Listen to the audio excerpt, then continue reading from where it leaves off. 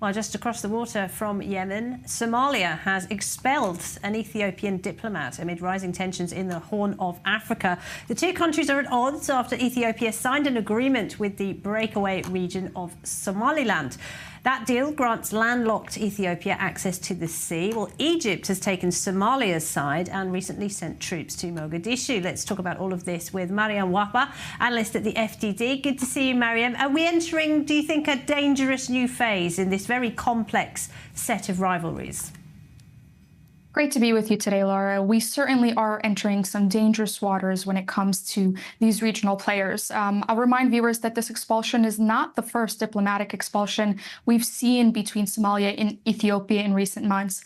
In fact, back in April, Somalia expelled the Ethiopian ambassador, and the same case happened there where no reason was disclosed by both actors. And there are two ways in which things are going to get more complex by this move. First, there's going to be a diplomatic tit for tat that is bound to escalate things if there's no proper intervention. And second, there will be an evident widening of tensions. With escalation, these actors will be looking to their allies to align with them. And we may see neighboring countries like Sudan and others get involved. What about Somaliland then, Mariam? Because this breakaway region has had a certain autonomy, hasn't it, since the 1990s, but it isn't recognised by any countries in the world. Does this deal with Ethiopia kind of move it closer to full autonomy and perhaps even independence? That's exactly what Somaliland and Ethiopia hope to achieve. Since declaring its independence in 1991, this breakaway region has been self-governing.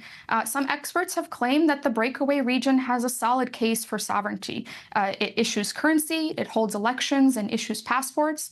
The issue remains is that this narrative is not exactly accepted by Somalia, and some fear that international recognition of Somaliland would empower other secession movements across Africa, and that's really where the danger comes in.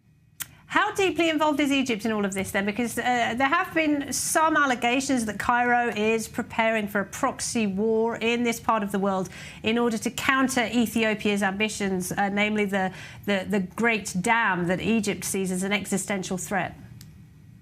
You are correct. And what we've seen in the last few months is an increase of involvement on Cairo's part. Back in September, we did see headlines that read Egypt transferring weapons and troops to Somalia. And there's, of course, some of that tension between Egypt and Ethiopia over Addis Ababa's Grand Ethiopian Renaissance Dam.